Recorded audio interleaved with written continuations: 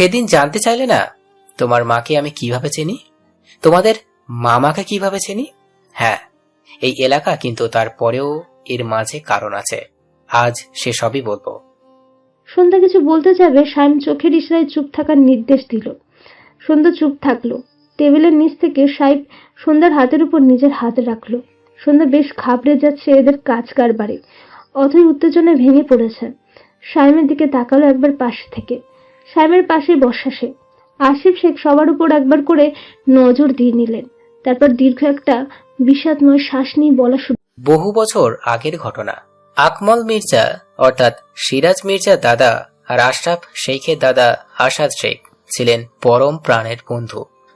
সে আমলের বন্ধু মানে যে সে কথা না, যাকে বলে একদম সোনাই সোহাগা দুই দোস্ত। একে অপরকে ছাড়া যেন কিছুই বুঝতেন না। দুইজন দুইজনকে ছাড়া কোথাও যেতেন না, সবসময় একসাথেই থাকতেন, যাকে বলে গলায় গলায় ভাব। বন্ধুত্বটা ছোটবেলা থেকেই গড়ে উঠেছিল। দুইজন সমবয়সী থাকায় একসাথে বেড়াতেন আর বনবাদারে ঘুরে বেড়িয়েই খেলা করতেন। দিনের দুই বেলা ভাতও খেতেন একসাথে। আসাদ শেখের ওঠা বসাও বেশি হতো মির্জা বাড়িতে। আকমল মির্জার পরিবারের অবস্থা ছিল বংশ পরম্পরার থেকে উচ্চ মধ্যবিত্ত, নাম ডাকওয়ালা। আগের দিনের জমিদারি বংশ হিসাবে পরিচিত ছিলেন। সে দাপট নিয়েই চলতেন। আকমল মির্জার মন ছিল স্বচ্ছ। মানুষটা একটু রাগী ছিলেন, কিন্তু সেটা বাহিরে খুব একটা প্রকাশ করতেন না। এদিকে আসাদ শেখরা ছিলেন নিম্ন মধ্যবিত্ত পরিবারের। কোনো মতে চলে যেতে দিনগুলো। তবুও কিভাবে যেন বন্ধুত্বটা হয়েছিল। হয়তো একই গ্রামে তাদের, এই জন্য। আর আকমল মির্জার মনটাও বড় বলে কাউকে হেয় করেননি কখনো। এরপর সময় পেরিয়ে গেল অনেক। দুইজনের বন্ধুত্ব আগের মতোই গাঢ় ছিল। বিয়ের বয়স হলো, দুইজনেই বিয়ে করলে। একসময় নির্বাচনের নিয়ম শুরু হলো। বাড়ি ও গ্রামের মানুষের কথায় আকমল মির্জা নির্বাচনে দাঁড়ালেন চেয়ারম্যান পদে। চারুলিয়া গ্রাম ও আশেপাশে গ্রাম এমনিতেও কোনো বিপদ আপদের জন্য সাহায্যের জন্য মির্জা বাড়িতেই আসতেন। গ্রামের লোকজন মাতব্বর হিসাবে মির্জাতেই সমর্থন করতেন। এই জন্য নামডাক থাকার কারণে বেশি বেগ পেতে হলো না। মির্জাদের সবার ব্যবহারও সুশীল পেতেন। গ্রামের সকল মানুষ ভালোবাসতেন, সম্মান করতেন। আর সেই থেকে জিতেও গেলেন আকমল মির্জা। চেয়ারম্যান পদ নিয়োজিত হলেন। তিনি চেয়ারম্যান হয়েও কোনো খারাপ কাজ কখনো বরদাস্ত করতেন না, আবার নিজেও করতেন না। এদিকে আসাদ শেখের বন্ধুর চেয়ারম্যান পদ পাওয়ার খুব আনন্দ করছিলেন। তিনিও কম করেননি বন্ধুর জন্য। আস্তে আস্তে আকমল মির্জার সয় সম্পত্তি বৃদ্ধি পেতে লাগলো। সেই সবের দেখাশোনার কাজে বন্ধু আসাদ শেখকে দিয়েছিলেন আকমল মির্জা। এমনকি ওনার সকল কাজই বন্ধুকে সাথে রাখতেন। এইভাবে চলতে থাকলো। আকমল মির্জা বন্ধুকে জমি কিনে দিয়েছিলেন কিছুটা। এছাড়াও তিনি অনেকভাবে বন্ধুকে সাহায্য করতেন পরিবারের সচ্ছলতা বাড়ানোর জন্য। তখন থেকেই বেশ ভালোই সচ্ছলতা আসলেন আসাদ শেখের পরিবারে। এর মাঝে দুইজন পিতা হলেন। আকমল মির্জার এক ছেলে ও দুই মেয়ে ছিল, আর আসাদ শেখের দুই ছেলে দুইটা মেয়ে। ছেলে মেয়ে বাবা মা নিয়ে ভালো ঘরে থাকার জন্য, ভালো বাড়ি করার জন্য আসাদ শেখ বন্ধুকে জানিয়েছিলেন। আকমল মির্জা জমি দিয়েছিলেন, কিন্তু সেটা ছিল মাঠাল জমি, মানে মাঠের জমি, বাড়ি কেনার মতো না। আর তাদের বসতি জায়গা অতি কম ছিল। অতগুলো ছেলে মেয়ের জন্য যা অতি অল্প, বসবাস করা যাবে না এমন পরিস্থিতি ছিল। সেই সব থেকে তিনি বন্ধুকে সেখানে আরো কিছু জমি কেনার টাকা ধার দিয়েছিলেন। সেটার পরিমাণ বেশ মোটা অঙ্কেরই ছিল। আসাদ শেখ বেশ খুশি হয়েছিলেন। আস্তে আস্তে বাড়ি করলেন, ছেলে মেয়েরাও বড় হতে লাগলো। দিন বেশ ভালোই কাটছিল দুই বন্ধুর। বয়স বেড়ে মুরব্বিতে পদার্পণ করলেন। তাদের ছেলেমেয়েরা এক একটা যুবক হয়ে উঠল। তারপরই সেই সময় আসাদ মির্জার থেকে কোনো একটা দরকারের কারণে আকমল মির্জা ধারকৃত টাকাগুলো বন্ধু আসাদের থেকে চেয়েছিলেন, কিন্তু আসাদ শেখ আকমল মির্জার টাকা দিতে নারাজ হয়েছিলেন। তিনি বেইমানি করলেন বন্ধুর সাথে। টাকা দিয়েছিল তা তিনি অস্বীকার করেছিলেন। সেটা নিয়ে বেশ ঝামেলা করেছিলেন। আকমল মির্জা পরম প্রিয় বন্ধু একরকম বিশ্বাসঘাতকতা মানতে পারেননি।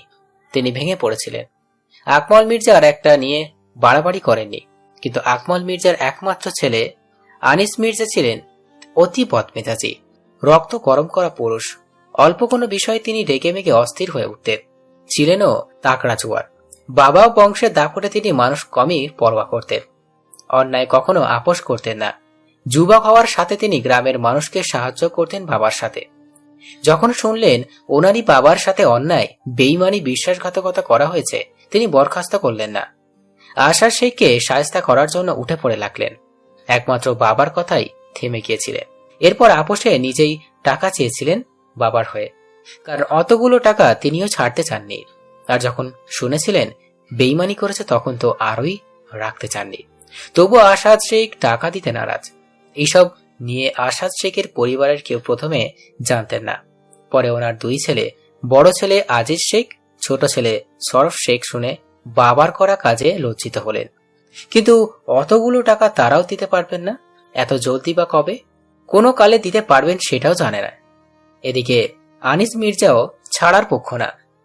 এইসব নিয়ে আবার দুই পরিবারের বেশ গন্ডগোল বাঁধল। আকমল মির্জা গন্ডগোলের মাঝে থেকে বুকে ব্যথা উঠে সেখানেই মারা গেলেন। এতে সবাই ধরে নিলেন বন্ধুর বিশ্বাসঘাতকতায় তিনি নিতে পারেননি। তাই চিন্তায়, আক্রোশে, কষ্ট এইভাবে পরপারে পাড়ি জমালেন। আকমল মির্জার মৃত্যু স্বাভাবিকভাবে নিয়েছিলেন না আনিস মির্জা। তিনি এই নিয়ে তাণ্ডব লীলা করলেন। গ্রামের লোকজনও ছিছি করতে লাগলেন আশাদ শেখকে। আশেপাশের লোকজনের চোখেও চক্ষুশূল হয়ে উঠলেন আশাদ শেখের পরিবার। এরই মাঝে বাবার পদ পেলেন আনিস মির্জা। গ্রামের জনগণ সহ আশেপাশে গ্রামের মাতব্বররা মিলে আনিস মির্জা চেয়ারম্যানের পদে বসালেন। কারণ সবাই মির্জা বাড়ির থেকে অনেক সহযোগিতা পেতেন, সম্মান, ভালোবাসা সবই করতেন মির্জা বাড়ির মানুষদের। চেয়ারম্যান পদ পেয়ে তিনি আরো ক্ষিপ্ত হয়ে উঠলেন। যেদি আনিস মির্জার বাবার মৃত্যুতে আশাদ শেখকে একদম নিঃস্ব করে ছাড়লেন। লোকমুখে প্রচলিত সেই যুগের জমিদারি দাপট থাকতো এক অন্যরকম। বংশের জমিদারি দাপট আকমল মির্জার মধ্যে পরিলক্ষিত না হলেও আনিস মির্জার মধ্যে ছিল হয়তো রক্তের গুণ, যা থেকে তিনি অন্যায় বরদাস্ত করেননি। আশাদ শেখও বন্ধুর মৃত্যু মানতে পারেননি। ভুল বুঝতে পারে তিনিও কষ্টে নিজের করা অকর্মের চিন্তায় তিনিও পরলোক গমন করলেন। আশাদ শেখের দুই ছেলে মাত্রই যুবক হয়েছিলেন। সেই অবস্থাতেই পরিবারের হাল ধরলেন। এমনই একদিন সরফ শেখ রোড অ্যাক্সিডেন্টে মারা গেলেন। সেটার তকমা গিয়ে লাগলো আনিস মির্জার উপর। আনিস মির্জা মিথ্যা অপবাদ বরদাস্ত করলেন না। আবার এটা নিয়ে দুই পরিবারের মাঝে তাণ্ডব হলো। আজিজ শেখ রাগী বদমেজাজি ছিলেন, কিন্তু আনিস মির্জার ক্ষমতার কাছে তিনি পরাজিত হলেন। হাজার আইন ব্যবস্থা নিয়েও কিছু করতে পারেননি। এছাড়া মিথ্যাতে আর সত্যি করা সম্ভব নয়, তাই হাল ছেড়ে দিলেন তিনি। কিন্তু দুই পরিবারের কোনো সম্পর্ক রাখলেন না। তখন থেকে মির্জা বাড়ির মুখ শেখ বাড়ির কেউ দেখতে পারেন না। আবার মির্জা বাড়ি কি একই। সামান্য বিষয় নিয়ে দুই পরিবারের হয়েছিল শত্রুত্ব। বন্ধুত্বপূর্ণ সম্পর্ক হয়ে উঠেছিল শত্রু, আর তার পরিণামে ঘটেছিল মৃত্যু। এরপর আজিজ শেখ খেটে খুঁটে খেতে শুরু করলেন। আনিস মির্জা দাপটে বাবার চেয়ারম্যান পদ নিয়ে চলা শুরু করছিলেন, সাথে বংশের জমিদারত্ব বজায় রেখেছিলেন। আসিফ শেখ থামলেন। দীর্ঘক্ষণ কথা বলে তিনি হাঁপিয়ে উঠেছেন। দীর্ঘ নিঃশ্বাস নিয়ে একবার করে তাকিয়ে দেখলেন সবার মুখের দিকে। প্রত্যেকের অবস্থা দেখে নিয়ে বললেন, এই হচ্ছে পরম প্রিয় এবং প্রাণের দুই বন্ধুর শত্রু হয়ে ওঠার গল্প, আর দুই পরিবারের শত্রুতা গড়ে ওঠার মূল ঘটনা। বিষয়টা কিন্তু এতটাও জটিল ছিল না, কিন্তু তবুও সবাই জটিল করে নিয়েছিলেন। বলে আবারও থামলো। কেউ কোনো কথা বলছে না, কিন্তু ভেতরে ভেতরে ভাবনায় ব্যস্ত অথই আর সন্ধ্যা। তাদের ভাবনার মাঝে আসিফ শেখ আবার বলা শুরু করলেন। এইভাবে কেটে গেল অনেকটা বছর। আজিজ শেখ পরিশ্রম করে একটা শাড়ির দোকান করেছিলেন। তা নিয়ে তিনি কাজ শুরু করেছিলেন। ব্যবসা আস্তে আস্তে সচ্ছলতা বাড়তে লাগলো। আজিজ শেখের দুই ছেলে বড় হয়ে উঠতে লাগলো। বড় ছেলে আশরাফ শেখ, ছোট ছেলে আসিফ শেখ। এদিকে আনিস মির্জাও তিনি 3 ছেলে মেয়ে। বড় ছেলে সিরাজ মির্জা, ছোট ছেলে শরীফ মির্জা, আর মেয়েটার নাম রেখেছিলেন আলো। আলো রাখার কারণ মেয়েটা অনেক আদর পেয়েছিলেন তিনি। 2 বছর পর আনিস মির্জার মেয়ে অতি শখের ছিল। ঘর আলো করে অনেকটা বছর পরই মেয়ে এসেছিলেন বলে নাম আলো রেখেছিলেন। মেয়েকে তিনি চোখে হারাতেন, অনেক ভালোবাসতেন। মেয়েও ছিল ভালোবাসার মতো। আলোর চঞ্চলতার তাকে সবাই ভালোবাসত। বাড়ির অতি আদরের ছিল। 2 ভাইয়েরও চোখের মনি ছিল, অনেক আদরের ছিল। দিন কাটতে লাগলো, সবাই বড় হতে লাগলো। আগের থেকে গ্রামেও আস্তে আস্তে সব পাল্টাতে লাগলো। যোগাযোগ ব্যবস্থা উন্নতি লাভ করেছিল। গ্রামে লেখাপড়া প্রচলন হতে লাগলো। ছেলেমেয়েরা স্কুল কলেজ যাওয়ার শুরু করতেও আস্তে আস্তে। যদিও আগে থেকে সচ্ছল পরিবারের ছেলেমেয়েরা স্কুলে পড়তে শুরু করেছিল, বাবা ভাইদের ইচ্ছাতে আলো স্কুলে যাওয়া ধরলো। তারপর স্কুল পেরিয়ে ভাইদের ভালোবাসার জোরে সে শহরে কলেজে ভর্তি হলো। গ্রামের মেয়েদের তখন অল্প বয়সেই বিয়ে দেওয়া হতো, কিন্তু আলোকে পড়াশোনার সুযোগ দেওয়া হয়েছিল। স্বপ্ন তার লয়ার হবে। সেই সময়ে মেয়ের এত বড় স্বপ্ন কম ছিল না, সেটা ভেবে বাবা ভাইরা বাধা দেয়নি। দুরন্ত চঞ্চল স্বভাবের মেয়েটিকে উঠতে দিয়েছিল। এতে গ্রামের অনেক কানাঘষা করত যে মেয়ে বড় হচ্ছে, বিয়ে দিচ্ছে না, দোষীপনা করে বেড়ায়। কিন্তু সাহস করে কেউ কখনো প্রকাশ করেনি মির্জা বাড়ির একমাত্র মেয়ে কিনা। সিরাজ মির্জা শরীফ মির্জা বিয়ে করলেন। বাবার সাথে মিলে কাজ করতেন দুই ভাই। সিরাজ মির্জার বড় মেয়ে মারা যাওয়ায় তিনি এক ছেলে সন্তানের পিতা হলো। ছেলে সন্তান জন্ম নেবার পর আলো এতটাই খুশি হয়েছিল যে সব সময় তার সাথেই কাটাতো। তারপর শরীফ মির্জার সন্তান হলো। পরিবারের বাচ্চা কাচ্চা পরিপূর্ণ হয়ে উঠল। আলো পড়াশোনা করে সে সময় পেত ভাতিজাকে নিয়ে কাটাতো। 2 বছর পর উচ্চ মাধ্যমিক দিয়ে আলো পড়তো বিশ্ববিদ্যালয় আইন বিভাগে ভর্তি হলো। শহরে চলাচলের মাধ্যমে অনেক বন্ধুও হয়েছিল। সেখানে প্রথম বর্ষের পড়ুয়াকালীন বসন্ত বরণ অনুষ্ঠানে আয়োজন হয়েছিল। আলো সেখানে সামিল হয়েছিল। সেই অনুষ্ঠানে হাজার হাজার ছাত্র ছাত্রীদের মাঝে একটা ছেলের চোখে গিয়ে লেগেছিল মেয়েটির শ্যামবর্ণের সৌন্দর্য আর দুরন্তপনা চঞ্চলতা। সেদিন ঘায়েল হয়েছিল ছেলেটি, আর সেই ছেলেটিই ছিল আসিফ শেখ। আসিফও একই বিশ্ববিদ্যালয়ের রসায়নের প্রথম বর্ষের ছাত্র ছিল। বাবা বড় ভাইয়ের ইচ্ছাতে শহরে আসে পড়াশোনার জন্য। আলো আর আসিফ ছিল একই বর্ষের, যদিও আসিফ আলোর বয়সে 2-1 বছরের ডিফারেন্স ছিল, কিন্তু পড়াশোনা একই বর্ষে ছিল। এটার কারণ আসিফ একটু বয়সকালেই স্কুলে ভর্তি হয়েছিল। সময়টা তো ছিল 19 শতকে। সেই সময় ছেলে মেয়েদের পড়াশোনার অবস্থা এরকমই ছিল, অনেক বয়সকালেই স্কুলে যেত। যাই হোক, আসল কথায় আসি। সেদিন আসিফ আলোর প্রেমে পড়ে গেল। বসন্ত বরণ অনুষ্ঠানে বাসন্তী রং শাড়িতে দেখে চোখ আর কোথাও দিতে পারল না আসিফ। সেদিন সে প্রথম বসন্তে আসিফকেও মনেরও বসন্তে ছোঁয়া দিল, পেল এক বসন্ত বাসন্তীকে। সেদিন যে আড়াল থেকে কত সময় নিয়ে দেখেছিল বসন্তের বাসন্তীকে তার ইয়াত্তা নেই। ওর দৃষ্টি থেকে কাজল দেওয়া ডাগর আঁখি জোড়ার বার ডুবেছিল, মনে মনে আউড়েছিল। সেদিন খুব হারাম হয়ে গেল। পরের দিন আসিফ আলোর খোঁজ খবর নিয়ে জানতে পারল মির্জা বাড়ির মেয়ে। সে অবাক হয়েছিল। মির্জা বাড়ির মেয়ে তবুও সে কখনো দেখেনি, তবে শুনেছিল আনিস মির্জার 2 ছেলে 1 মেয়ে। ছেলেদের চিনত, তবে সেটা নিয়ে বেশি ঘাঁটায়নি। হতেই পারে, একই গ্রামে কতজনকেই তো চিনে থাকে না, আবার সবাইকে দেখতে হবে তার কোনো মানে নেই। সে কখনো হয়তো আগ্রহ দেখেনি মির্জা বাড়ির প্রতি, এই জন্যই হয়তো। আসিফের আগ্রহ না দেওয়ার কারণ মির্জা বাড়ির ছিল নিষিদ্ধ, আর এখন সেই নিষিদ্ধ বাড়ির মেয়ের প্রতি সে আসক্ত। মনে মনে কথাগুলো আওড়েছিল। কি করবে ভেবে কুল কিনারা পাচ্ছিলেন। একমাত্র নিষিদ্ধ বলে তার ভালোবাসা নিষিদ্ধ থাকবে? কখনো না। মনে জেদ নিয়ে সে আলোকে ভালোবাসা শুরু করেছিল। কিছুদিনের মধ্যে আলোকে অবগত করেছিল সেটা। আলো ছিল সরল মনা মেয়ে। চঞ্চলতা তার মধ্যে থাকলেও মন ছিল সরল, আর লজ্জাবতীও ছিল বটে। গ্রামে বাবা ভাইদের কারণে কোনো ছেলের সাথে মন দেওয়া নেওয়া ঘটিত কোনো ঘটনাও হয়নি কখনো, আবার কোনো ছেলেও আগায়নি একই কারণে। শহরে গিয়ে সেগুলো বেশ ভালোই পেত। প্রেম নিবেদন পেলে মেয়েটি ভয় তো পেতই, তার সাথে সরল মনা মেয়ে লজ্জাও পেত। আসিফ সরাসরি বলেছিল আলোকে। প্রথমে না করলেও আসিফ শেখের ভালোবাসা ও পাগলামির কাছে হার মেনেছিল। এছাড়া আসিফ দেখতে শুনতে ছিল আকর্ষণীয় সুদর্শন যুবক, উজ্জ্বল ফর্সা সুঠাম দেহে লম্বা শরীরের অধিকারী একজন যুবক। আলো প্রথমে বন্ধুত্ব করেছিল, তারপরেই ভালোবাসা মেনেছিল। সেদিন আসিফকে হ্যাঁ বলেছিল। সেদিন আসিফ কতটা যে পাগলামি করেছিল তা বলার মতো না। বন্ধুরা এত অনেক মজা নিয়েছিল। তারপর চলতে লাগলো আসিফ আর আলোর প্রেম। দুইজনের বন্ধু বান্ধবীরা একসাথে আড্ডা দিত, পড়াশোনা করতো, আবার প্রেমও জমিয়ে করত। এতখানি বলে আবারও থামলেন আসিফ শেখ। আবারও দীর্ঘ একটা শ্বাস নিলেন। ওনার দিকে সবাই তাকিয়ে আছে। সন্ধ্যা চোখ মুখ লাল করে তাকিয়ে আছে। সে কথা বলার ভাষাই বোধহয় হারিয়ে ফেলেছে। পলক্ষীন চেয়ে আছে আসিফ শেখের দিকে। অথই অবালক দেখছে চাচুকে, শুনছে চাচুর প্রেমের কাহিনী। উত্তেজনা আরো বৃদ্ধি পাচ্ছে তার পরে কি হয়েছিল জানতে। সে রাতে আলো বাড়িতে এসে প্রচুর কেঁদেছিল।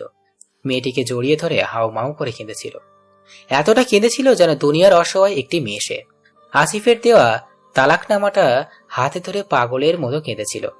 কান্না শুনে আলোর মা ভাবিরা এসে ঘরের দরজা ধাক্কিয়ে অনেক ডাকাডাকি করেছিল, কিন্তু সে খোলেনি। 1 বছরের কান্না বোধহয় সেদিন একদিনেই কেঁদেছিল। সে বুক ছেড়ে কেঁদেছিল, মাথার চুল ধরে পুরো শরীরে আঁচড় কেটে কেঁদেছিল। কিরকম অশান্তি হচ্ছিল বলে বোঝানোর মতো ছিল না। দম বন্ধ হয়ে আসছিল, নিঃশ্বাসও নিতে পারছিল না। আলোর কান্নায় ঘর থেকে মেয়েও কেঁদেছিল, কিন্তু থামানোর মতো অবস্থায় সে ছিল না। বাইরে থেকে ভাতিজা কাঁদছিল, সেটা দেখারও অবস্থা তার ছিল না। সেভাবে কতক্ষণ কেঁদেছিল ইয়াত্তা নেই। ভালোবাসা যেমন সুখদায়ক, তার দ্বিগুণ যন্ত্রণাদায়ক। সেটা বুঝি সেদিনই হাড়ে হাড়ে টের পেয়েছিল আলো। সেই কষ্ট কি করে নিরাময় করবে কিছুই বুঝতেছিল না। সেদিন সে মেয়েকে অনেক আদর করল, তারপর চুপচাপ গিয়ে মায়ের কাছে রেখে এসেছিল। এসে ঘরের দরজা দিয়েছিল, সেই সে ঘরের দরজা দিল আর খুলল না। সকালে খোলা হলো ভেঙে, লোকজন দিয়ে ভেঙে খোলা হলো। খুলে সবাই হতবুদ্ধি হতবাক হয়েছিল। আকাশ ভেঙে পড়েছিল মির্জা বাড়ির সকল সদস্যের উপর। চোখের সামনে তাদের আদরের মেয়ে বোন ঝুলছে। হ্যাঁ, সেদিন আলো দুনিয়া থেকে বিদায় নিয়েছিল গলায় ফাঁস দিয়ে। সে সবকিছু থেকে মুক্তি পেতে দুনিয়ার মায়া কাটিয়েছিল। কাউকে আর পরোয়া করেনি, কাউকে আর পরোয়া করেনি। সেখানে তার ভালোবাসা নেই, ভালোবাসার মূল্য নেই। তার মূল্য নেই সেখানে, সেই পৃথিবীতে সে আর থাকলো না। আসিফ ছাড়া অন্যের সংসার করে বেঁচে থাকা সে আর থাকলো না। আসিফ তাকে তালাক দিয়ে চলে গেছে দূরে, এটাই যেন সে মানতে পারল না। কষ্টের অভিমানে সে চলে গেল। মেয়েটার কি হবে সে চিন্তাও করল না। আদেও কি ভালোভাবে মানুষ হতে পারবে সেটাও ভাবল না। মির্জা বাড়িতে শোকের ছায়া পড়ল সেদিন। চারিদিকে হাহাকার কান্নার সুর। আলোর মৃত্যুতে যেন প্রকৃতিও কান্নায় ভেঙে পড়েছিল। আকাশ তার কষ্ট বৃষ্টির মাধ্যমে প্রকাশ করেছিল। পাখিরও এক প্রান্ত থেকে অন্য প্রান্তে ছুটে বেরিয়ে দুঃখ প্রকাশ করেছিল। আলোর মা মেয়ের লাশ দেখে অজ্ঞান হয়েছিল। সিয়াম ফুপুর লাশ দেখে এটুকুই বয়সে জ্ঞান হারিয়েছিল। ভাইরা একমাত্র বোনের মৃত্যুতে মানতেই পারছিল না। আনিস মির্জা আদরের মেয়ের মৃত্যুতে মানতে পারলেন না। কত বড় ফুল আর পাপ তিনি করেছিলেন সেদিন বুঝেছিলেন। এদিকে আকিজ আলোর স্বামী, শুধু নামেই স্বামী ছিল। বউয়ের মৃত্যুতে সে কিরকম প্রতিক্রিয়া দেবে বোঝেনি। নিমেষেই শুধু চেয়েছিল আলোর সাথে বিয়ে হয়েও সে কখনো স্বামী বলে স্বীকার দেয়নি তাকে। বিয়ের রাতেই তাকে সব বলেছিল আলো। আলোর মুখে সব শুনে সে হতবাক হয়েছিল। আকিজ ছিল নরম মনের মানুষ, লোকটার স্বভাবে অমায়িক ছিল। মির্জা বাড়ির প্রতি তার অগাধ আশ্বাস আর শ্রদ্ধা ছিল। বাবা সেখানকার কর্মচারী। আনিস মির্জা তাদের অনেক সাহায্য করতেন, টাকা দিয়ে তাকে লেখাপড়ার সুযোগ দিয়েছিলেন। সেদিন তার বাবা এসে বলেছিলেন আনিস মির্জার মেয়েকে বিয়ে করতে হবে, এবং সেদিন রাতে সে অনেক অবাক হয়েছিল। বাবা তাকে কোনো প্রশ্ন করারও সুযোগ দিচ্ছিলেন না। বিয়ের দিন রাতে আলোর মুখে ওইসব শুনে বাবাকে প্রশ্ন করেছিলেন কেন আলোর সাথে বিয়ে দিয়েছিল।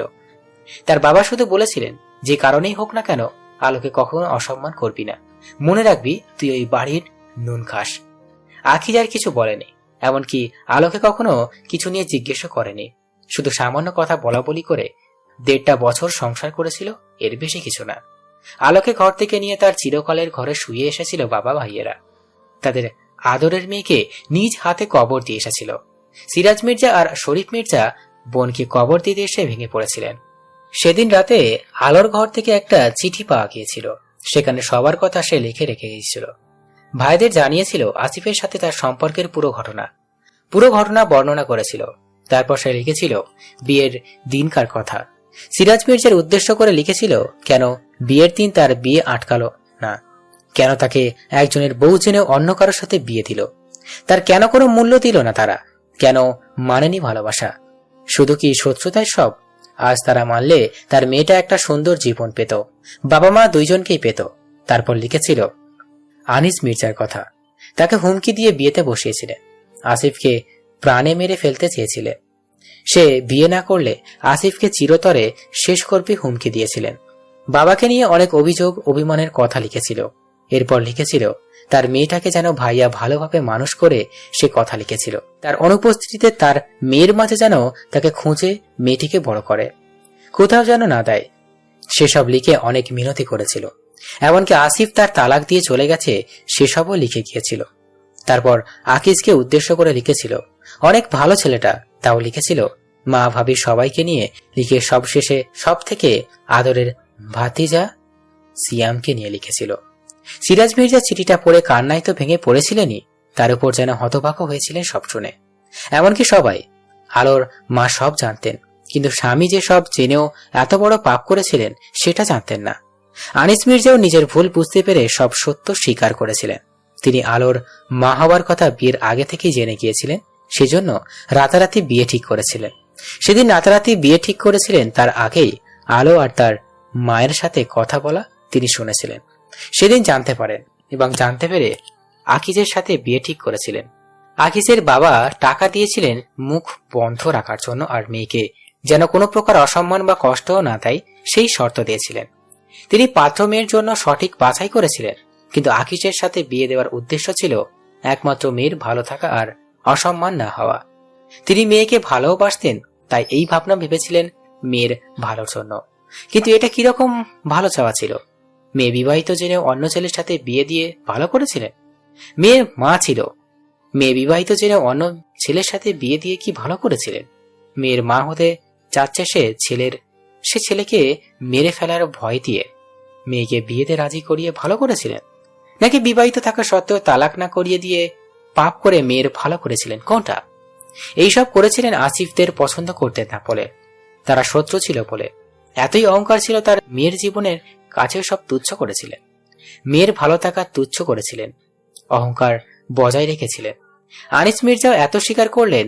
আলোর বিয়ের দিন সিরাজকে জানতে চেয়েছিলেন, কিন্তু তিনি মেয়েকে ওই শেখ বাড়ি দেবে না বলে সব গোপন করেছিলেন। সিরাজ মির্জা যদি বোনের কথা ভেবে সব মেনে নেয়, এই জন্য তার থেকেও গোপন রেখেছিলেন। কারণ তিনি জানতেন সিরাজ মির্জা যদি একেবারে বোনের কথা ভেবে রাজি হন, তবে পুরো দুনিয়া উল্টে গেলেও তার কেউ আটকাতে পারতেন না, এমনকি বাবাকেও পরোয়া করত না। এইসব ভেবে আনিস মির্জা ছেলেদের থেকেও লুকিয়েছিলেন। তিনি জেদ নিয়ে মেয়েকে বিয়ে করিয়েছিলেন। এইসব শুনে সিরাজ মির্জা আর বাড়ির সবাই বিস্ময়ে কিং কর্তব্যবিড় হয়ে গিয়েছিলেন। কে কি বলবে কিছুই বুঝল না, বাবাকেই বা কি বলবে, কি শাস্তি দেবে কিছুই বুঝল না। কিন্তু সেদিন সিরাজ মির্জা একটা কথা বলেছিল, বাবা, একবার যদি এসব জানাতে হবে তবে আজ আমার বোন বেঁচে থাকতো। সেদিনের পর থেকে আনিস মির্জা হয়ে গেলেন অসহায়। সবাই তার থেকে মুখ ফিরিয়ে নিল। তিনিও মেয়ের শোকে কাতর হয়ে উঠলেন। নিজে হাতে মানুষ করা মেয়েকে তিনি নিজেই হাতে কবর দিয়ে মরণ যন্ত্রণায় ছটফট করিয়েছিলেন। নাতিটিকে কোলে নিয়ে কেঁদেছিলেন। সিরাজ মির্জাও ভাগ্নিকে কোলে নিয়ে কেঁদেছিল। মেয়েটাকে আর কোথাও দেয়নি, তাদের কাছেই রেখেছিল। নিজের মেয়ের মতো করে মানুষ করতে লাগলো। তারপর 2 বছরের মাথায় কঠিন অসুখ হয়েছিল আনিস মির্জার। কি অসুখ হয়েছিল তা ডাক্তারও ধরতে পারেনি। শয্যাশায়ী হয়ে গিয়েছিলেন। কিছুদিন সেভাবেই ধুকে ধুকে পরলোক গমন করেছিলেন। কথায় আছে না, পাপ বাপকেও ছাড়ে না, আনিস মির্জাকেও ছাড়েনি। পাপের ফল তিনি কঠিন অসুখে মৃত্যুবরণ করেছিলেন। আলোরও মা মেয়ের জন্য গুমরে গুমরে থাকতেন, আবার স্বামীর মৃত্যুতেও কাতর হয়েছিলেন। যতই পাপী মানুষ হোক না কেন, স্বামী তো ছিলেন, তিনিও কয়েক বছর পর মারা গিয়েছিলেন। এইভাবেই চলতে থাকলো দিন। ছেলে মেয়েরা সবাই আস্তে আস্তে বড় হতে লাগলো, বুঝদার হতে লাগলো সবাই। সাইমের যখন 18 বছর, তখন সে ফুপুর মৃত্যুর কাহিনী রহস্য জানবার জন্য মরিয়া হয়ে উঠেছিল। কারণ সেই ছোট্ট কালের মৃত্যুর রহস্যটা তার মনে ছিল। সেটা রহস্য খুঁজতে লাগলো। খুঁজতে গিয়ে প্রথমে আলোকে জিজ্ঞেস করেছিল, কিন্তু আলোই কিছু জানায়নি। তারপর সাইম খুঁজে খুঁজে জানতে পেরেছিল শেখ বাড়ির ছেলের সাথে তার ফুপুর প্রেমের সম্পর্ক ছিল। এটার সূত্র ধরে সে সব জেনেছিল। মায়ের কাছে এসে জোর দিয়ে সব জানিয়েছিল। আলোর লেখা চিঠিও পেয়েছিল আলোর কথায়। সেই চিঠি পেয়ে চিঠি ধরে সেদিন সাইম অনেক কেঁদেছিল। তারপর থেকে সিয়াম মির্জার সাথে সিয়াম খারাপ আচরণ করা শুরু করলো। সবকিছুর জন্য বাবাকে দায়ী করা শুরু করলো। দাদাকে ঘৃণার তালিকায় ফেললো। তার ভাবনা ছিল বাবা একবার চাইলে সব সমাধান করতে পারত। তিনি বংশের সূত্র ধরে শত্রুতা বজায় রেখে কেন বোনের সম্পর্ক মানল না? এত অহংকার কেন? সব মানলে তার ফুপু বেঁচে থাকতো, সন্ধ্যা মা বাবা পেত, সুন্দর একটা জীবন পেত। ফুপুকে সিয়াম এতটাই ভালোবাসত যে 2 বংশের এতটাই করা অকর্মর উপর জেদ ধরে নিজের কাছে প্রতিজ্ঞা করল সে নিজে এইসবের শেষ দেখবে। ওই শেখ বাড়ির সাথে শত্রুতার জন্য সে ফুপিকে হারিয়েছিল, সন্ধ্যা বাবা মাকে হারিয়েছিল। সেই শেখ বাড়ির মেয়েকেই সে এই মির্জা বাড়িতে আনবে, আর শেখ বাড়িতে সন্ধ্যাকে স্বীকৃতি দেবে, সন্ধ্যার আসল পরিচয় জানাবে। সেই জেদ নিয়ে সে শেখ বাড়ির খোঁজ নিতে থাকে। তারপর আশরাফ শেখের ছোট মেয়ে অর্থকে টার্গেট করে।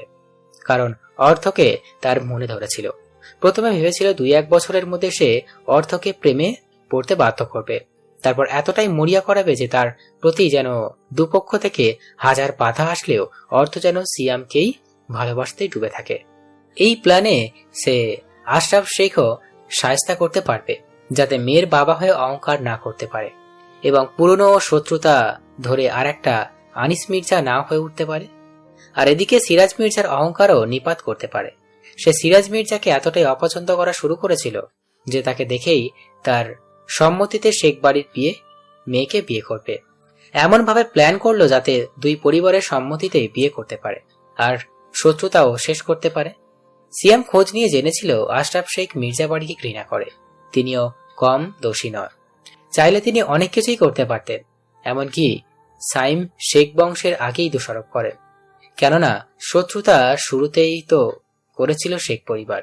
এদিকে সিয়াম প্ল্যান অনুযায়ী আগাতে গিয়ে বছরখানেক যেতে না যেতেই জানতে পারে অর্থ তার উপর ক্রাশ খেয়ে মন প্রাণ সব দিয়েই বসে আছে। এটা জানতে পেরে সে পৈশাচিক আনন্দ পেয়েছিল। সবকিছু এত সহজ হয়ে যাবে ভাবেনি, কিন্তু সিয়াম প্রথমে জেদ ধরে সব করতে গিয়েও অর্থকে সেও ভালোবেসে ফেলে। আস্তে আস্তে গাঢ় হয়ে যায়, না জানিয়ে অর্থকে ভালোবাসতে লাগে। অর্থ খেয়াল রাখতে থাকে। সবটা প্ল্যান অনুযায়ী করলেও সেই সব জেদের মাঝে আসল ভালোবাসা চলে আসে। এতটাই আসে যে অর্থ যখন ক্লাস 10-এ ছিল তখন ওকে একটা ছেলে প্রপোজ করেছিল ফুল দিয়ে। সেই ছেলেকে সাইম মেরে সেই হাতটাই ভেঙে দিয়েছিল। এছাড়া কোনো ছেলে যাতে ওর দিকে নজর না দিতে পারে সেই কাজ করেছিল। তারপর অর্থ ইন্টারে থাকাকালীন বিয়ের সম্বন্ধ এসেছিল। অর্থের জন্য সেটা জানতে পারে। সেই ছেলের বাড়ি গিয়ে হুমকিও দিয়ে এসেছিল। অথৈকে কেন টার্গেট করেছিল আর কেন বিয়ে করতে চাই এই পর্যন্ত বলে আশিক থামলো। শেষ কথাগুলো মনের ভেতরে রেখে দিল। সাইম থেমে ভেতর থেকে একটা বিষাদময় শ্বাস ফেলল। ফুপুর পুরনো স্মৃতিগুলো আবার হানা দিয়েছে মনে। এদিকে অথৈ হতবাক হয়ে চেয়ে আছে। সন্ধ্যা অনুভূতি শূন্য হয়ে গেছে। সব শুনে সে যেন রোবটে পরিণত হয়েছে। সাইমের দিকে নজর দিয়ে শুধু অনবরত পানি ফেলে চলেছে। উপস্থিত সবার নজর এখন সন্ধ্যার দিকে। মেয়েটার জন্য সবার বুকে কাটা দিচ্ছে। কিছু একটা বুকে ফুটে সেখানে রক্তকরণ হয়ে ব্যথা করছে।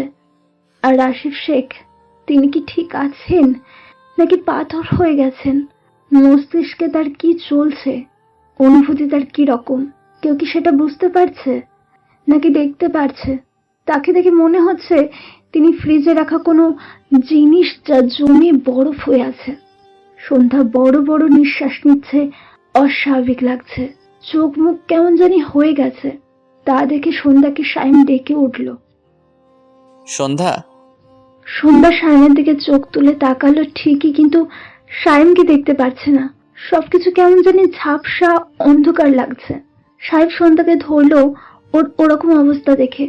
ঠিক তখনই সন্ধ্যা অস্পষ্ট স্বরে ভাঙা ভাঙা কণ্ঠে সাইমের উদ্দেশ্যে বলল, ভাইয়া, আমি বাড়ি যাব। এই বলে উঠে দাঁড়াতেই সবকিছু চোখের সামনে অন্ধকার হয়ে ঢলে পড়ল। সাইম পাশে থেকে সাথে সাথে ধরে ফেলল। শরীর মন আর নিতে পারল না মেয়েটার। সাইম চমকে সন্ধ্যার কাছে এসে ধরল সেও। আসিফ শেখ হতবাক হয়ে তাকালেন মেয়ের পানে। মেয়ে কি তাকে বাবা বলে মানবে না? তাকে কি অস্বীকার করবে? সময় দুপুর 1টার কাটা ছুঁই ছুঁই। হসপিটালের কেবিনে বেডের পাশে বসে আছেন সিরাজ মির্জা। বেডে শুয়ে আছে সন্ধ্যা। স্লাইন চলছে শরীরে। মেয়েটার শরীরে জ্বর, শরীরে কাঁপুনি দিয়ে জ্বর এসেছে। কেবিনের বাইরে আসিফ শেখ সহ শেখ পরিবার আর মির্জা পরিবার বসে আছে। সায়েম সাহিব হসপিটাল থেকে বেরিয়ে কোথায় যেন গেছে বলে যায়নি। সন্ধ্যা ঘুমোচ্ছে। মেয়েটা একেবারে এত কিছু সহ্য করতে পারিনি। সিরাজ মির্জা জানতে পেরে প্রচুর রাগারাগি করেছেন। তার কথা কেন মেয়েটাকে এসব জানিয়েছে?